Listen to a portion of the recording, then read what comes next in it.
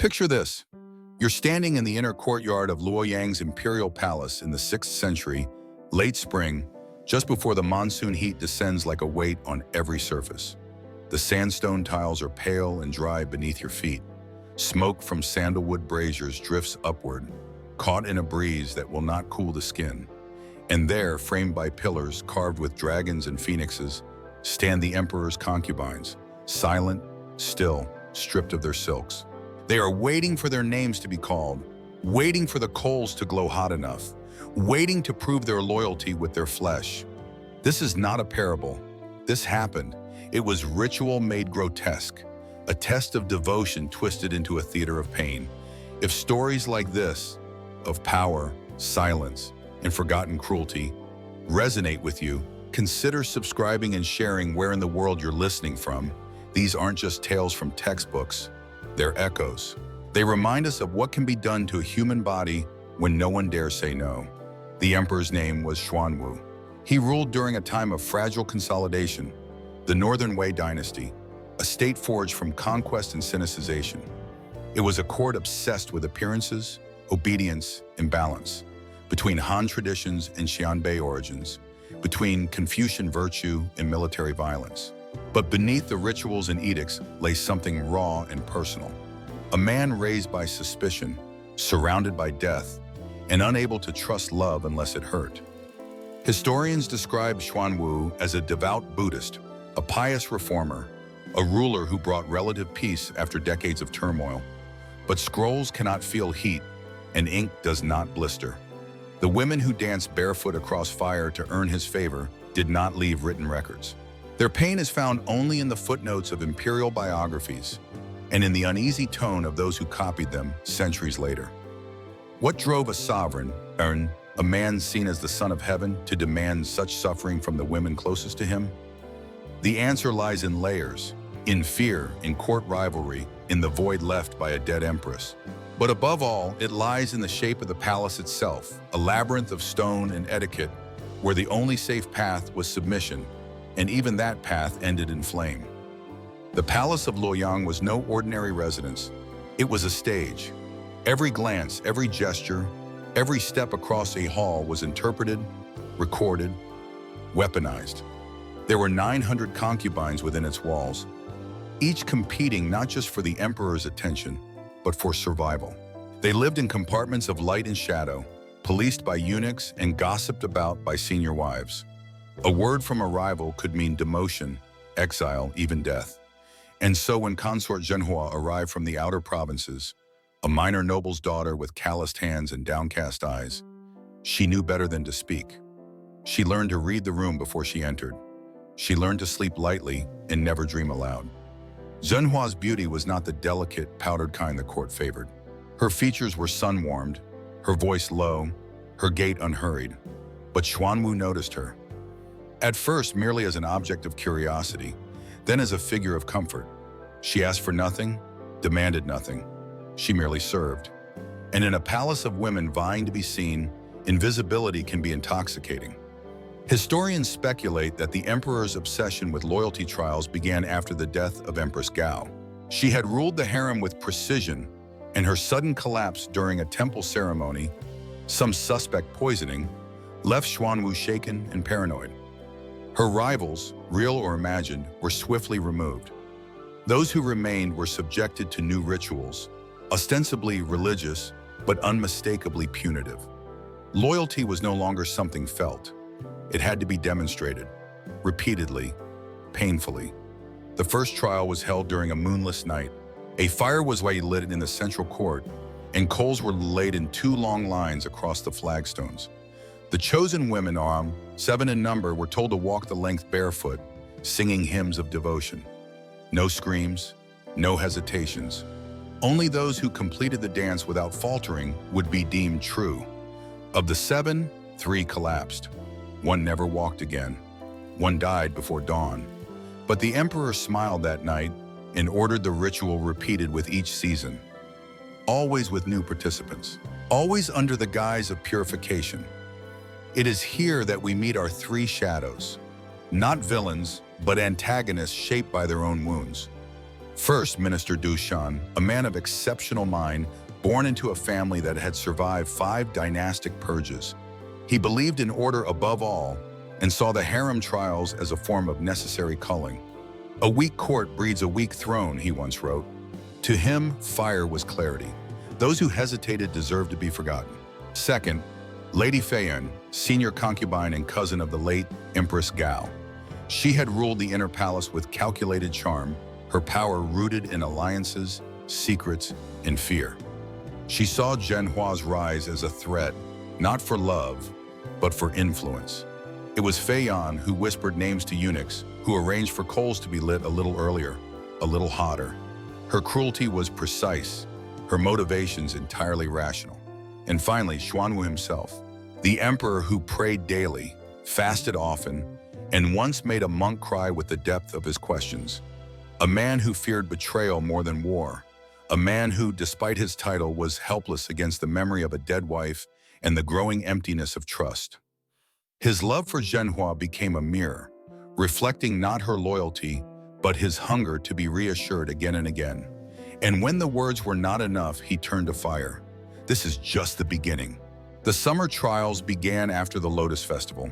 The ponds were still, their surfaces scattered with pink petals and dragonflies that clung to them like ornaments. Within the Hall of Harmonious Seasons, the emperor's court moved as one body, silent, elegant, and deeply afraid. No one spoke of the previous trial, not the 5 concubines who had limped for weeks, not the eunuch who dropped the incense bowl and was quietly removed. Even the walls seemed to hold their breath. But everyone knew what was coming. Zhenhua had not yet been summoned. That was the first warning. To be noticed by the emperor and then forgotten was never a blessing. It meant you were being watched. Her quarters were modest, still scented with the oils she applied to soothe the burns left from an earlier ceremony, one where concubines had knelt on heated bronze tiles to recite oaths. Her injuries were faint compared to others. She had learned early how to endure without showing it. But the silence now pressed against her skin like humidity before a storm. Across the courtyard, Lady Feiyan prepared herself. She was no longer young, but her beauty remained like lacquered wood, polished, resilient, unwilling to decay. She understood the rhythm of fear better than anyone. It was why she had survived 2 empresses, 3 rebellions, and the slow turning of favor away from her. But Zhenhua was different, not ambitious, not vocal, just quiet and kind, the sort of danger no one saw until it was too late. Feiyan's informants had told her that the emperor had begun visiting the Hall of Jade Bells, where Zhenhua lived, during his meditative walks, that he had ordered a rare ink painting of Avalokiteshvara to be hung near her chambers, that she had not asked for anything in return. This, more than any seduction, terrified her. Because Zhenhua did not play the game, she could not be defeated by it. And so Feiyan acted in the only way the palace permitted. She requested a purification rite, invoking old Xianbei traditions, long out of fashion, but still valid in ceremonial law. The rite involved firewalking. It had not been used in over a decade. The request passed through Doxian's hands. As Minister of Rites, he could have declined it. But Doxian had grown tired of the harem's dramas and believed fear maintained better order than indulgence. He approved it with one brushstroke and returned to his calendar of court reforms. Later, scholars would question whether Dushan knew what would unfold, whether Feiyan had whispered something that touched upon his old loyalties to Empress Gao, or whether he simply saw in Zhenhua a destabilizing figure, an untrained consort from the countryside who disrupted the rituals of submission he spent his life preserving. The answer remains elusive. But the ink of his approval was real and irreversible. The trial was set for the 7th day of the 7th month under the full moon. Officially, it was to honor the weaver girl and the cowherd, 2 celestial lovers allowed to meet only once a year. But everyone understood it was a trial in disguise. 7 concubines were named, Zhenhua among them. The preparations began 3 days prior. The courtyard stones were washed with vinegar and polished. The fire pit was rebuilt with fresh ironwood and dry bamboo. Coals from the temple hearth were brought in sealed bronze urns. They would be fed slowly, kept at peak heat, arranged in twin paths between copper lanterns. Zhenhua said nothing. She knelt when the summons came, bowed when the instructions were read. She practiced walking with wet cloth under her feet to numb the soles. She took no medicine. Pain, she understood, was the only honest currency here. On the day itself, the emperor watched from behind a veil of gauze. His eyes were shadowed by a crown of pearls, his fingers restless over prayer beads. To outsiders, he appeared serene, but those who had served him long knew the signs of inner turmoil. The way he refused wine, the way he repeated invocations under his breath, even as concubines disrobed and stepped onto fire. Zhenhua was fifth in the line. She saw the first woman slip and burn her hands trying to rise. The second woman screamed too early and was dragged away. The third completed the walk but fainted before exiting the circle. The fourth bled from the soles, but kept singing. The air was thick with smoke, salt, and ash. Incense burned alongside skin. When her turn came, Zhenhua looked not at the emperor, but at the sky. A single star had broken through the clouds, and she held its image in her mind as she stepped onto the coals. She did not run. She did not falter. She moved like water drawn uphill. Witnesses claimed her silence was the loudest thing that night. Even the fire seemed to quiet for her. When she reached the other side, she did not collapse. She turned, bowed to the emperor, and waited. What happened next is still debated by historians. Some say Xuanwu wept. Others say he left in silence. But what is recorded is this. He did not order another trial for 3 years after that night, and Zhenhua was named noble consort before the season turned. But the fire had only just begun its work. Autumn came to Luoyang not with color but with cold. The ginkgo trees in the palace courtyards dropped their leaves in pale drifts that reminded the eunuchs of ash. The ponds were drained, the carp taken inside. Everything folded inward, held its breath. Zhenhua now wore robes of golden damask. She had risen, not just in rank but in visibility. Where once she lingered at the edge of court rituals, she now stood beside the emperor during the mid-autumn sacrifices. Her voice, once unheard, was now the pitch by which others tuned their behavior. But ascension did not mean safety. Those who rise without asking are often treated as if they have stolen something. And Zhenhua, despite her grace, had broken the rhythm of the palace by enduring. She had walked the fire. She had taken nothing but survived everything. Her body, however, still bore the marks. The soles of her feet were pale and warped. Some nights she could not sleep unless she soaked them in snow water. The eunuchs who served her did not speak of the ointments or of the bloody cloths burned discreetly before dawn. Even the emperor did not ask, but he noticed. And it is here that we begin to see the deeper wound. Not hers, but his. Xuanwu had grown up in a nest of knives. His mother, Empress Dowager Hu, had executed his rivals with quiet precision. His father, Emperor Zhaowen, had died surrounded by whispers. As a boy, Xuanwu had been taught to pray in one room while executions happened in the next. He learned to smile while counting the number of steps between himself and the nearest sword.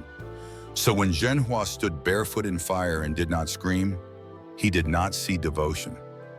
He saw something closer to betrayal, the kind of strength that terrified him. Because if she could survive that, what else could she survive? His mind, like many of his era, was shaped by paradox. As a Buddhist, he abhorred killing. As an emperor, he signed execution warrants with steady hands. He sought enlightenment but feared disobedience. And in Zhenhua, he saw not only grace but autonomy. It drew him in, and then it made him furious. He began visiting less. Then came the new rituals. They began subtly. He ordered the concubines to recite sutras while kneeling on grain, a purification exercise. Then came fasts, where those who served him were denied food for days to test their endurance. Next, he demanded cold water ablutions during winter, baths in river-fed basins before dawn. Each ritual was couched in spiritual language, but each bore the unmistakable shape of punishment disguised as devotion. Zhenhua complied, she always did, but her silences grew heavier. The other women watched her with a mix of fear and awe. She had become something unnatural, a consort who did not compete, a favorite who did not flatter. It was around this time that Lady Feiyan struck again. Feiyan had not forgotten the firewalk, nor had she forgiven the emperor for naming Zhenhua noble consort, a title that put her one breath away from empress, a role Feiyan had once been promised and watched slip away. Feiyan had not the emperor's ear, but she had his memory. And so she sent him a scroll. It was a poem, allegedly copied from the late Empress Gao's personal collection. A lament written in delicate script, describing betrayal from within the harem, veiled in floral metaphors. It implied that Gao had died not by fate, but by a woman close to her, a willow in disguise, quiet as frost, cruel as fire. The poem was likely apocryphal, but it worked. The emperor's visits to Zhenhua stopped completely. Guards were posted outside her quarters. Her meals were tasted 3 times before reaching her lips. The silks she once wore were replaced with plain white linen, mourning garments in all but name. She was not imprisoned, but she was not free. Minister Dosian, meanwhile, watched all this with a scholar's detachment. He had long suspected the court was too soft, too sentimental. In Zhenhua's fall, he saw an opportunity to reassert orthodoxy. He reinstated seasonal rituals that emphasize obedience, created new ranks for concubines that rewarded conformity. He even proposed a return to Xianbei marital customs, polygynous structures where favor rotated like crops, never resting too long on one field. No one mentioned Zhenhua in council, but everyone knew her pain was a bell struck in silence. Inside her quarters, she meditated. She wrote sutras in her own blood. She sang softly to herself when no one listened. Her feet healed slowly, then cracked again in the cold. Her hands stiffened from cold water ablutions. Her face remained composed, until the night she was summoned once more. The note was brief. She was to appear in the winter pavilion alone. No eunuchs, no handmaids, no gifts, just herself. She bathed, she dressed, she lit her own lantern, and she stepped into the hall where her fate would be sealed. The winter pavilion stood at the northern edge of the palace grounds, where the walls thickened and the light from the central court no longer reached. It was built for seclusion, a place of meditation during snowfalls, a chamber for ghosts and decisions that could not be made in daylight. Zhenhua entered just before midnight. Inside, there were no candles, only a single brazier glowing red in the gloom. The air was heavy with sandalwood and cold iron. She saw the emperor seated behind a lattice screen, barely visible. He did not rise. He did not speak. Behind him stood 2 figures, Minister Dosian and Lady Feiyan. What unfolded in that room was not a trial, not a ceremony, and not quite an execution, but it would change the nature of the court forever. What we know comes from fragments, notes scribbled in the margins of eunuch records, temple logs from the following day, and a single anonymous letter found centuries later beneath a collapsed roof tile in the archive tower. They all agree on one point. Zhenhua was asked to dance, not on a stage, not before musicians, but on a bed of embers laid in a shallow bronze basin. She was not bound. She was not threatened. She was simply told, if her loyalty remained true, she would dance, barefoot as before, and sing a hymn of remembrance. It was not punishment, they said. It was purification. Zhenhua stood still for a long time. No records say what she was thinking. No historian has found her voice, only its absence. But something passed across her face, they say. Not fear, not pain, but something like recognition. Then she removed her shoes and stepped into the fire. This time she did not walk. She moved as dancers do, slowly, deliberately, with her arms raised in an ancient mudra of offering. The room remained silent. The air shivered. Each step pressed heat into her body until she could no longer feel her limbs. The skin on her feet split open. Blood steamed as it touched the coals. Still she moved. She sang, barely a whisper, a fragment of a chant the emperor had once recited to her in the garden, a verse about impermanence. What did she see in those final steps? The emperor as a child, alone in a chamber of mirrors? The women who had burned before her? The part of herself that had survived all this and now chose to let go? She collapsed as the hymn ended, but she did not die. When servants entered at dawn, they found her unconscious, her feet burned to bone, her lips still stained with the color of prayer. The emperor had already gone. Feiyan too. Only Dosian remained, recording notes in a scroll. Zhenhua lingered for 3 days. During that time, no visitors were permitted. A single nun from the Pure Sound Temple was allowed to enter and tend her wounds. It is from this woman that we have our last glimpse of Zhenhua. Eyes closed, lips moving in silent sutra, face at peace. On the third day, snow fell. She died just before sunrise. Her body was not buried in the imperial mausoleum. It was cremated at the Pure Sound Temple, as per her whispered request. No rites were held, no names inscribed. But the ash from her fire was carried on the wind. Some say it drifted back into the palace, staining the robes of those who had watched. After her death, the palace changed. The emperor began fasting longer, praying in isolation, refusing to meet the eyes of his concubines. Lady Feyin, though unpunished, never returned to full favor. She aged quickly and died within a year of a sudden fever. Duxian remained in power, but his later edicts show a marked shift in tone, less harsh, more uncertain, as though something he once believed had fractured. And the fire trials ceased. They were never formally abolished. But no woman was asked to dance again. The silence, however, endured. Zhenhua's name was erased from official court records within a decade. But in the margins of certain sutras, copied by hand in nunneries across the northern provinces, a new phrase began to appear: she who walked through flame without hatred. The story did not end with Zhenhua's death. In many ways, it began there, in the hollow that remained. In the palace, in the emperor, in those who had watched and said nothing.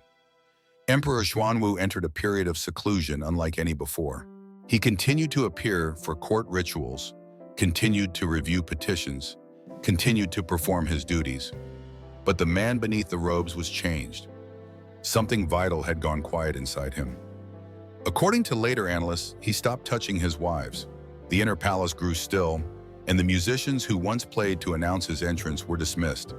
His food was tasted 4 times instead of 3. He walked the halls of the palace barefoot, even in winter. He began ordering strange constructions, mirrors set into the eaves of empty rooms, tapestries that mimicked river light in hallways never touched by sun. He requested a garden of only white stones where nothing living was permitted to grow. He said little, but he wrote. Scrolls filled with half-verses, meditations on fire, emptiness, reincarnation. Some survive in temple archives. One reads, "A woman walked where gods would not. I stood behind a screen and called it necessary." Court officials tried to draw him back toward governance. Minister Do Xian, still powerful, continued his reforms, streamlining taxes, strengthening the border garrisons, redrawing temple privileges. But a fracture had opened between policy and presence. The emperor issued decrees, but no longer believed in the shape of the court. Duxian grew frustrated. He had not expected guilt from a sovereign. He had not wanted a holy man. He had wanted a ruler who could cleanse the rot and restore Northern Wei to disciplined greatness. But instead, he found himself reporting to a man who now wept during Buddhist rites. Tensions grew. Duxian began consolidating power through the court scribes and military appointments. There is no direct evidence that he planned a coup, but in this period he drafted 3 emergency edicts, unsigned, that would have placed the state under ministerial control in the event of the emperor's incapacitation. Lady Feyin, long unsteady after Zhenhua's death, died quietly and without heirs. She left behind no scrolls, no legacy, no protection. The palace forgot her quickly, but the memory of her remained like a stain, the shape of a choice made from fear. The emperor's body too began to fail. Whether from grief, asceticism, or poison, historians still debate, he grew thin, listless, and prone to fevers. Physicians were summoned from distant provinces. None succeeded in restoring him. The winter following Zhenhua's death, he collapsed during a ceremony and was carried from the Hall of Heavenly Rites. He did not speak for 6 days. When he recovered, his first act was to commission a reliquary. It was not for a saint or for a known ancestor. It was for Zhenhua. Made of lacquered wood and gold filigree, the reliquary was carved with images of fire, wind, and a woman walking across waves. The emperor claimed it was to house a fragment of her robe, preserved by one of her handmaids. But others say he placed inside it a lock of his own hair, cut in penance. He placed the reliquary in the Pure Sound Temple, where she had died.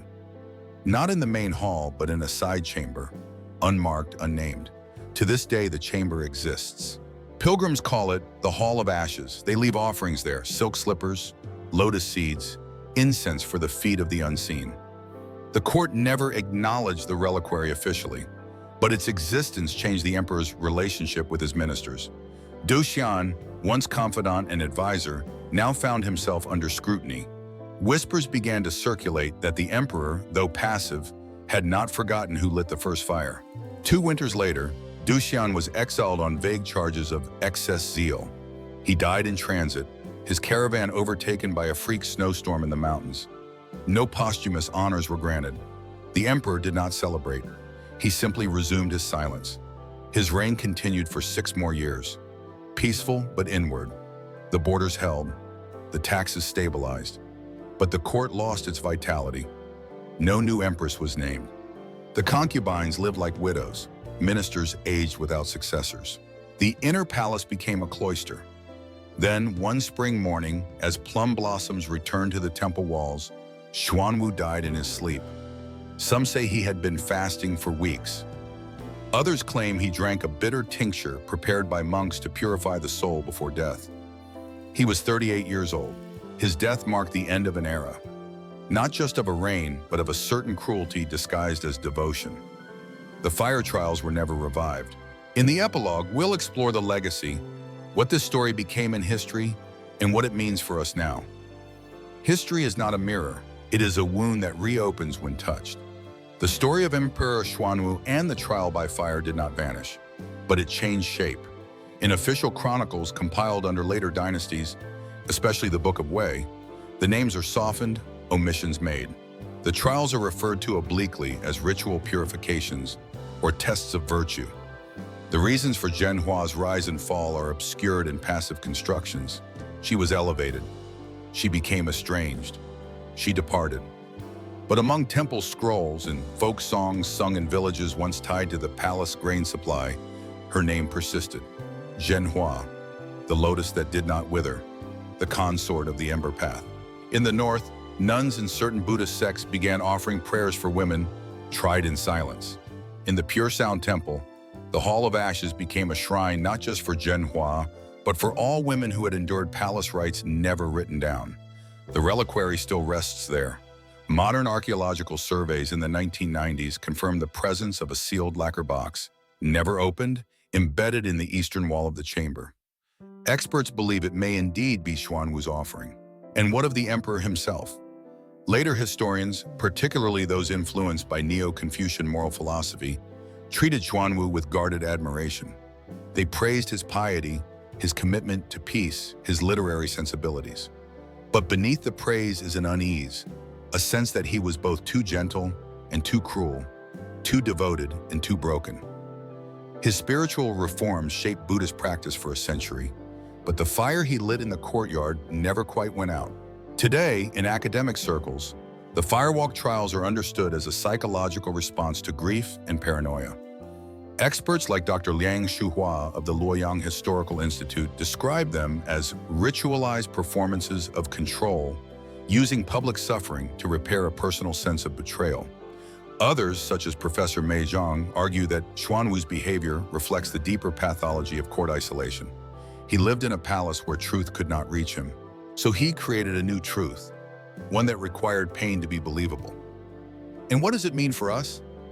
Perhaps this: in every system where love is measured by pain, where obedience is tested through suffering, where loyalty must be proven again and again, something human is being erased.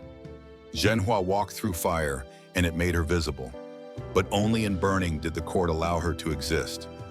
She died for a man who could not believe in gentleness, who needed to be hurt in order to trust. And in the end, even he understood what he had destroyed. Her ashes drifted across the stone floors of a palace that no longer stands. But her silence, that terrible, dignified silence, still echoes in the chambers of power, wherever devotion is demanded without compassion, and loyalty is confused with suffering. If this story moved you, if Zhenhua's dance across flame has stayed in your mind, share it. Tell someone, light a candle, let her name be spoken again. She deserves that much. Thank you for walking through history with me. Where are you listening from?